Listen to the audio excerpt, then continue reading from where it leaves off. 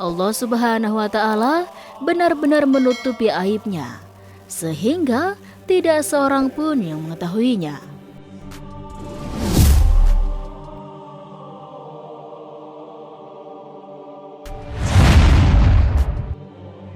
Sobat Rizki rahimakumullah, Rasulullah Shallallahu Alaihi Wasallam bersabda, manusia akan dikumpulkan pada hari kiamat dalam keadaan tidak beralas kaki, tidak berpakaian, dan belum dihitan. Hadis sahih diriwayatkan oleh Imam Muslim nomor 5102 dari Aisyah radhiyallahu anhu. Demikianlah keadaan manusia tatkala bertemu dengan Allah Subhanahu wa Ta'ala di padang mahsyar. Dalam keadaan tidak beralas kaki, tidak berpakaian, dan belum berhitan. Meskipun demikian, akhirnya mereka diberi pakaian juga. Dan manusia yang pertama kali diberi pakaian adalah Nabi Ibrahim alaihissalam. Rasulullah Shallallahu Alaihi Wasallam bersabda, sesungguhnya orang pertama yang diberi pakaian pada hari kiamat adalah Nabi Ibrahim. Hadis sahih diriwayatkan oleh Al-Bukhari nomor 4371. Adapun pakaian yang dikenakannya ketika itu adalah pakaian yang dikenakan ketika mati. Abu Sa'id Al-Khudri radhiyallahu anhu mengatakan, aku mendengar Rasulullah Shallallahu Alaihi Wasallam bersabda, mayit akan dibangkitkan dengan pakaian yang dikenakannya ketika mati. Hadis riwayat Abu Daud dan Ibnu Hibban. Mu'adz bin Jabal radhiyallahu anhu tatkala hendak menguburkan jenazah ibunya, beliau meminta agar jenazah ibunya dikafani dengan pakaian yang baru.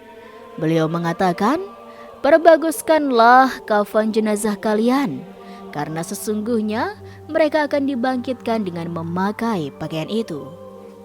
Fathul Bari, Syarah Sahih Al-Bukhari. Manusia digiring di padang mahsyar dengan berbagai kondisi yang berbeda sesuai dengan amalannya. Ada yang digiring dengan berjalan kaki, sebagaimana dikabarkan oleh Rasulullah Shallallahu Alaihi Wasallam. Sesungguhnya kalian akan menjumpai Allah dalam keadaan tidak beralas kaki, tidak berpakaian, berjalan kaki, dan belum dihitan. Hadis sahih diriwayatkan oleh Al-Bukhari nomor 6043. Ada juga yang berkendaraan, namun tidak sedikit yang diseret di atas wajah-wajah mereka. Rasulullah Shallallahu Alaihi Wasallam bersabda, sesungguhnya kalian akan dikumpulkan ke padang mahsyar dalam keadaan berjalan, dan ada juga yang berkendara, serta ada juga yang diseret di atas wajah-wajah kalian. Hadis riwayat At-Tirmizi. Abu Sa'id Al-Khudri radhiyallahu anhu mengatakan bahwa ada seseorang berkata pada Rasulullah Shallallahu Alaihi Wasallam, wahai Rasulullah, bagaimana bisa orang kafir digiring di atas wajah mereka pada hari kiamat? Rasulullah Shallallahu Alaihi Wasallam menjawab, bukankah Rob yang membuat seseorang berjalan di atas kedua kakinya di dunia, mampu untuk membuatnya berjalan di atas wajahnya pada hari kiamat? Qatadah mengatakan, benar, demi kemuliaan Rabb kami. Hadis riwayat Al-Bukhari dan Muslim. Sobat Rizki rahimakumullah, ketika manusia dikumpulkan di padang mahsyar, matahari didekatkan sejauh 1 mil dari mereka, sehingga manusia berkeringat, hingga keringat tersebut menenggelamkan mereka sesuai dengan amalan masing-masing ketika di dunia. Rasulullah Shallallahu Alaihi Wasallam bersabda, pada hari kiamat, matahari didekatkan, jaraknya terhadap makhluk hingga tinggal sejauh 1 mil. Sulaim bin Amir, perawi hadis ini berkata, demi Allah, aku tidak tahu apa yang dimaksud dengan mil. Apakah ukuran jarak perjalanan atau alat yang dipakai untuk bercelak mata? Nabi Shallallahu Alaihi Wasallam bersabda, sehingga manusia tersiksa dalam keringatnya sesuai dengan kadar amal-amalannya, yakni dosa-dosanya. Di antara mereka ada yang berkeringat sampai kedua mata kakinya, ada yang sampai kedua lututnya, dan ada yang sampai pinggangnya. Serta ada yang tenggelam dalam keringatnya. Rasulullah SAW memberikan isyarat dengan meletakkan tangan ke mulut beliau. Hadis riwayat Muslim 2864. Syekh Muhammad bin Shalih Al-Utsaimin rahimahumullah mengatakan, jarak 1 mil ini baik 1 mil yang biasa atau mil ala celak, semuanya dekat.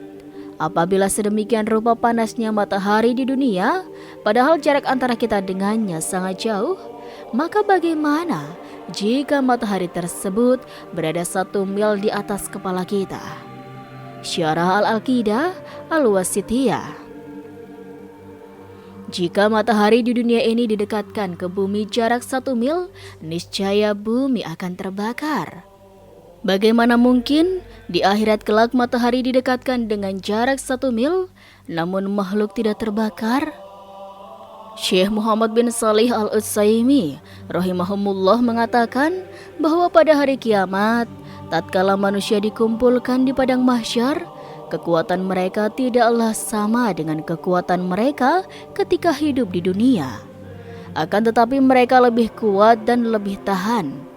Seandainya manusia sekarang ini berdiri selama 50 hari di bawah terik matahari tanpa naungan, tanpa makan dan tanpa minum, niscaya mereka tidak mampu melakukannya. Bahkan mereka akan binasa. Namun pada hari kiamat kelak, mereka mampu berdiri selama 50 tahun tanpa makan, tanpa minum, dan tanpa naungan, kecuali beberapa golongan yang dinaungi oleh Allah Subhanahu wa Ta'ala. Mereka juga mampu menyaksikan kengerian-kengerian yang terjadi. Perhatikanlah keadaan penghuni neraka yang disiksa dengan begitu kerasnya. Namun mereka tidak binasa karenanya. Allah Subhanahu wa Ta'ala berfirman, setiap kali kulit mereka hangus, kami ganti kulit mereka dengan kulit yang lain, supaya mereka merasakan azab. Quran Surat An-Nisa ayat 56. Syarah Al-Aqidah Al-Wasithiyah. Pada hari yang sangat panas itu, Allah Subhanahu wa Ta'ala akan memberikan naungan kepada sebagian hamba pilihannya. Tidak ada naungan pada hari itu kecuali naungannya semata. Rasulullah SAW bersabda, yang artinya ada 7 golongan yang akan dinaungi oleh Allah dengan naungan arsy-Nya pada hari di mana tidak ada naungan kecuali hanya naungannya semata. Ada 7 golongan yang akan dinaungi oleh Allah dengan naungan arsy-Nya pada hari di mana tidak ada naungan kecuali hanya naungannya semata. Pertama, imam, pemimpin yang adil. 2, pemuda yang tumbuh besar dalam beribadah kepada Rabb-Nya. 3, seseorang yang hatinya senantiasa terpaut pada masjid. 4, 2 orang yang saling mencintai karena Allah, di mana keduanya berkumpul dan berpisah karena Allah. 5, dan seorang laki-laki yang diajak berzina oleh seorang wanita yang berkedudukan lagi cantik rupawan. Lalu ia mengatakan, sungguh aku takut kepada Allah. 6, seseorang yang bersedekah lalu merahasiakannya sehingga tangan kirinya tidak mengetahui apa yang diinfakkan oleh tangan kanannya. 7, dan orang yang berzikir kepada Allah di waktu sunyi, lalu berlinanglah air matanya. Hadis riwayat Al-Bukhari dan Muslim. Golongan lain yang mendapatkan naungan Allah Subhanahu wa Ta'ala adalah orang yang memberi kelonggaran kepada orang yang kesulitan membayar hutang kepadanya atau memutihkan hutang darinya. Nabi SAW bersabda, barang siapa yang memberi kelonggaran kepada orang yang sedang kesulitan membayar hutang atau memutihkan hutang orang tersebut, niscaya Allah akan menaunginya dalam naungan arsy-Nya pada hari kiamat. Hadis riwayat Muslim nomor 3006. Sobat Rizki rahimakumullah, kemudian setelah dikumpulkan di padang mahsyar, selanjutnya manusia akan menjalani proses yaumul hisab. Diriwayatkan dari Abdullah ibnu Mas'ud radhiyallahu anhu, Nabi SAW bersabda, Allah mengumpulkan semua manusia dari yang pertama sampai yang akhir pada waktu hari tertentu dalam keadaan berdiri selama 40 tahun. Pandangan-pandangan mereka menatap ke langit, menanti pengadilan Allah. Hadis riwayat Ibnu Abi Ad-Dunya dan At-Tabrani. Yaumul Hisab atau hari perhitungan amal adalah hari di mana Allah memperlihatkan kepada hamba-hambanya tentang amal mereka. Allah Subhanahu wa Ta'ala berfirman, sungguh kepada Kamilah mereka kembali. Kemudian sesungguhnya kewajiban Kamilah membuat perhitungan atas mereka. Quran Surat Al-Ghaziyah ayat 25-26. Rasulullah SAW sering berdoa di dalam salat dengan mengucapkan, Allahumma hasibni hisaban yasira. Ya Allah, hisablah diriku dengan hisab yang mudah. Kemudian Aisyah radhiyallahu anhu bertanya tentang apa itu hisab yang mudah. Rasulullah SAW menjawab, Allah memperlihatkan kitab hambanya, kemudian Allah memaafkannya begitu saja. Barang siapa yang dipersulit hisabnya, niscaya ia akan binasa. Hadis riwayat Ahmad, Al-Hakim, dan Ibnu Abi Hashim. Sobat Rizki rahimakumullah, lantas apakah binatang juga dihisab? Sesungguhnya makhluk yang pertama kali diadili oleh Allah Ta'ala adalah binatang, bukan manusia ataupun jin. Allah Ta'ala berfirman, dan apabila binatang-binatang liar dikumpulkan, Quran Surat At-Takwir ayat 5, yakni dikumpulkan di hari kiamat untuk diadili. Dan tiadalah binatang-binatang yang ada di bumi dan burung-burung yang terbang dengan kedua sayapnya, melainkan umat-umat juga sepertimu. Tiadalah kami melupakan sesuatu apapun di dalam Alkitab. Kemudian kepada Roblah mereka dihimpun. Quran Surat Al-An'am ayat 38.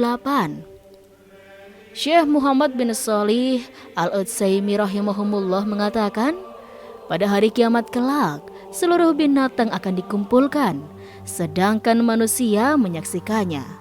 Kemudian binatang-binatang itu diadili, sehingga binatang-binatang yang tidak bertanduk akan menuntut balas terhadap binatang bertanduk yang telah menanduknya di dunia.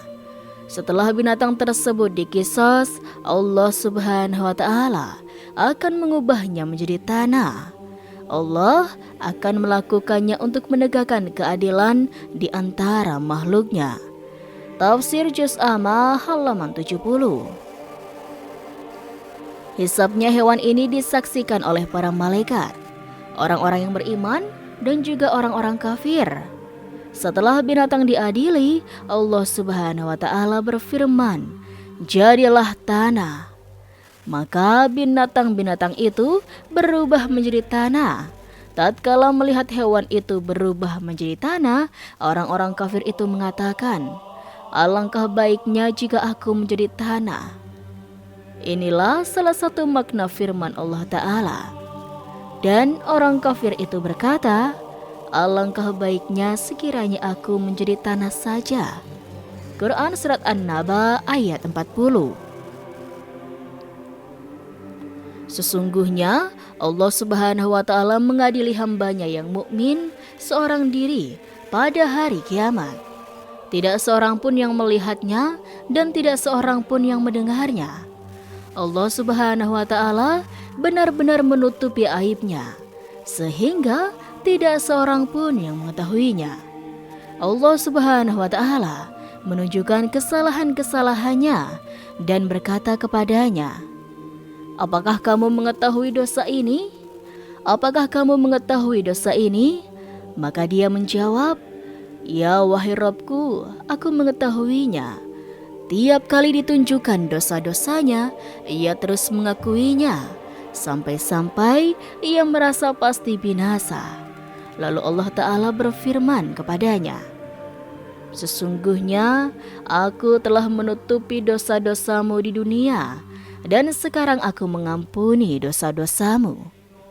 Kemudian diberikan kepadanya catatan amal kebaikannya. Hadis riwayat Bukhari dan Muslim. Kaum muslimin rahimakumullah, ini adalah karunia besar yang Allah Azza wa Jalla berikan kepada seorang mukmin.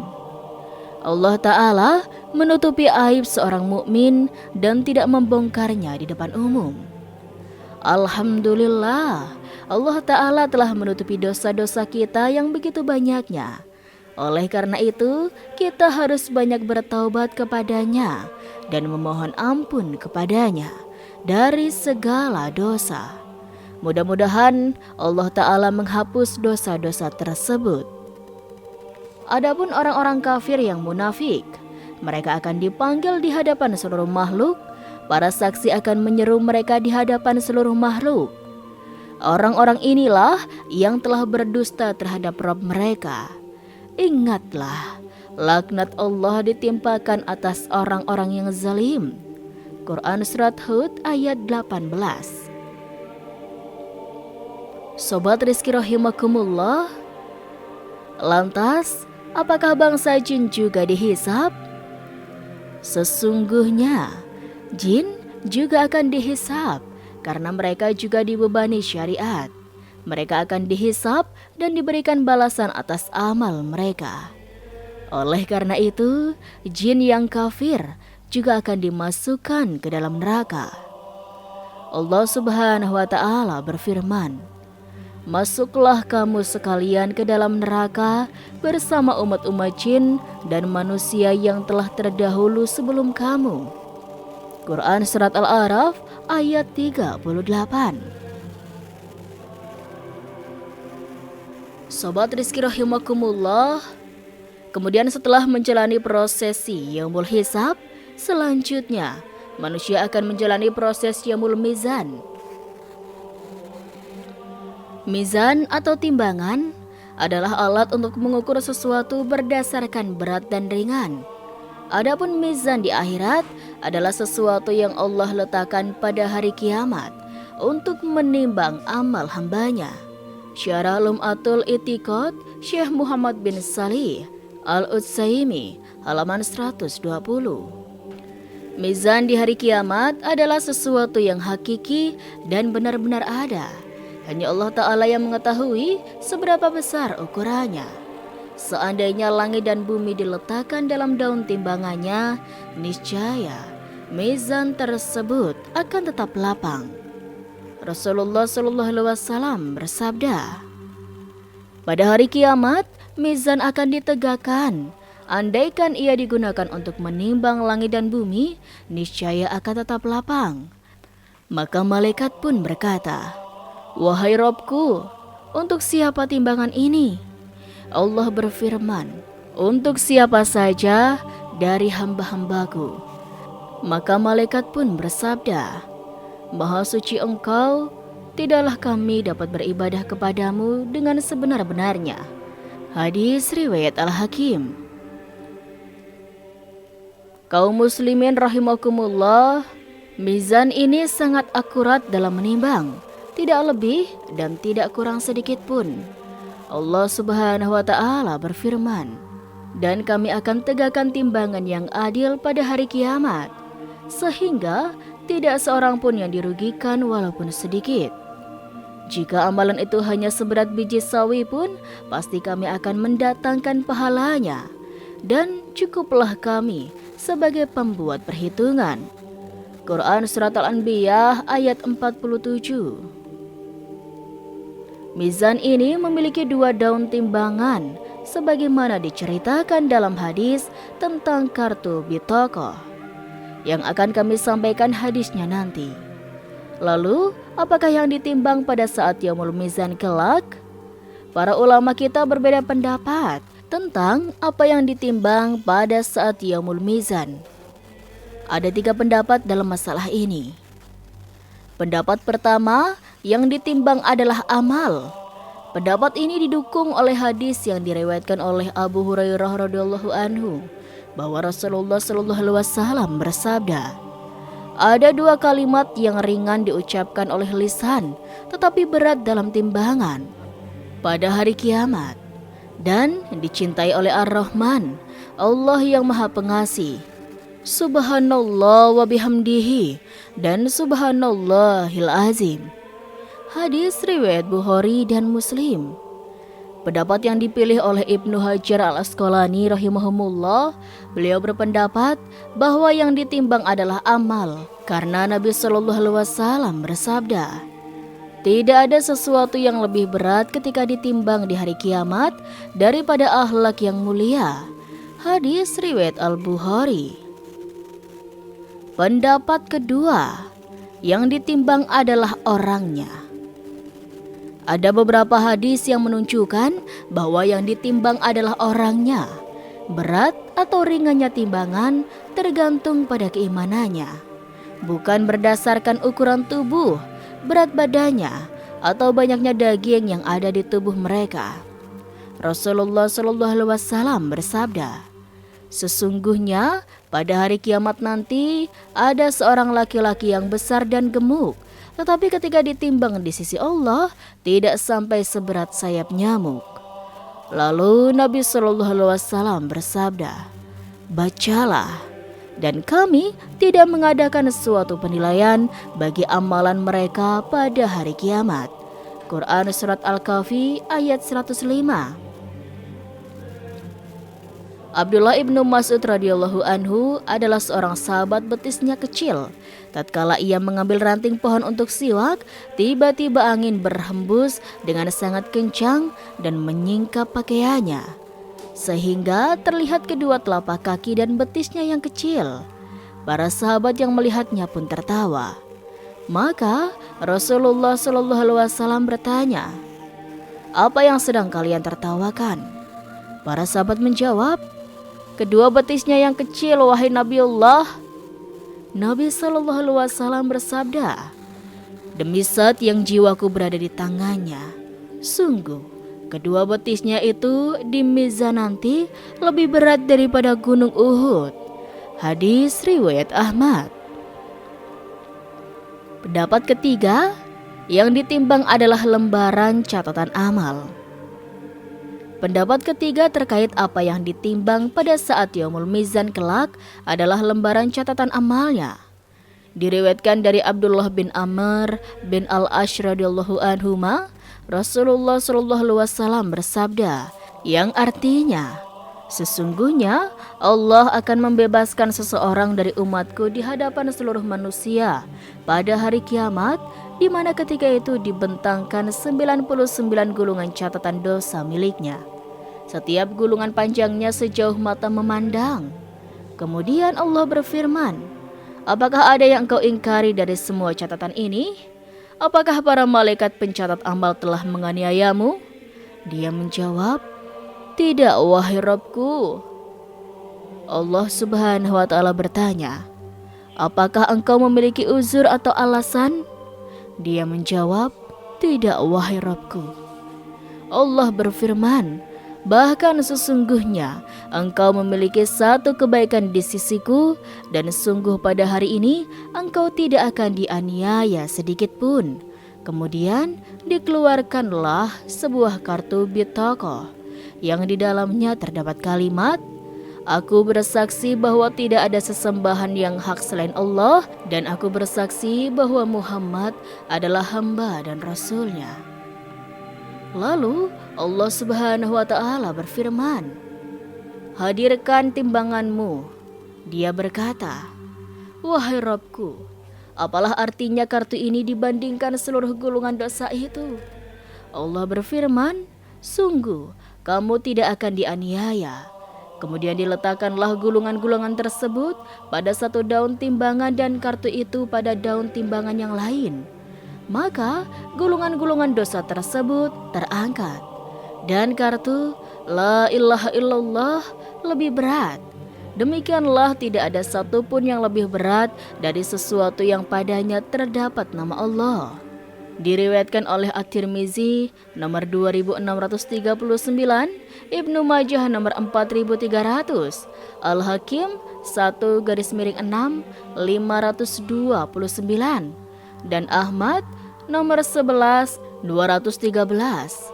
Hadis ini dinilai sahih oleh Al-Albani dalam silsilah Al-Hadis As-Sahihah nomor 135.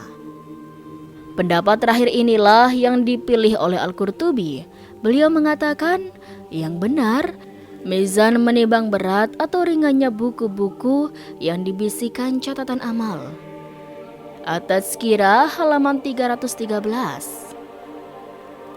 Dan kesimpulan sobat, tiga pendapat tersebut tidak saling bertentangan satu sama lain. Sebagai orang, ada yang ditimbang amalnya, sebagian yang lain ditimbang buku catatannya, dan sebagian yang lain ditimbang dirinya. Syekh Muhammad bin Shalih Al-Utsaimin rahimahumullah mengatakan bahwa secara umum yang ditimbang adalah amal perbuatannya, karena kebanyakan dalil-dalil menunjukkan bahwa yang ditimbang adalah amal perbuatannya. Adapun timbangan buku catatan amal dan pelakunya, maka itu khusus untuk sebagian orang saja. Apa yang disampaikan oleh Syekh Utsmaini ini yang menampaknya lebih menenteramkan hati. Wallahu alam. Semoga sedikit sajian yang kami sampaikan tentang Yaumul Mizan ini bisa menjadi pendorong bagi kita untuk beramal sholih.